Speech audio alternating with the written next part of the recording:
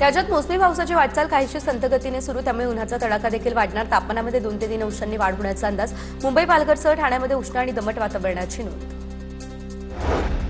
राज्यात एसटी कर्मचाऱ्यांचे 29 जूनपासून आंदोलन। महाराष्ट्र एसटी कामगार संयुक्त कृती समितीकडून आता एसटी कर्मचाऱ्यांच्या प्रलंबित मागण्यांसाठी राज्यव्यापी आंदोलनाची घोषणा। तातडीने लक्ष न दिल्यास तीव्र आंदोलन करण्याचा देखील इशारा।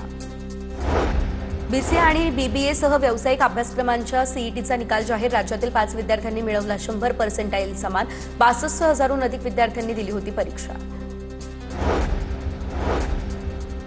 अमरनाथमध्ये 2 दिवस पाणी कपात, मात्र चिखलोली धरणातून टँकर माफियांची पाणी चोरी सुरूच। प्रशासनाच्या दुर्लक्षामुळे नागरिकांचा संताप। अकोला जिल्ह्यातील अकोटमध्ये युरिया खरेदीसाठी शेतकऱ्यांचे हाल। रात्री 3 वाजता रांगेत उभे राहण्याची शेतकऱ्यांवर वेळ। प्रशासनाच्या कारभारावर शेतकऱ्यांकडून प्रश्न उपस्थित।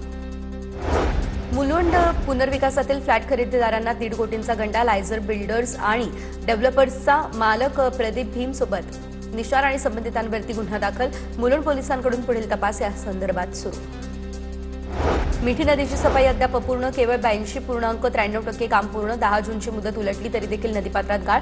मान्सूनपूर्वी सखल भागांना पुराचा गंभीर धोका निर्माण।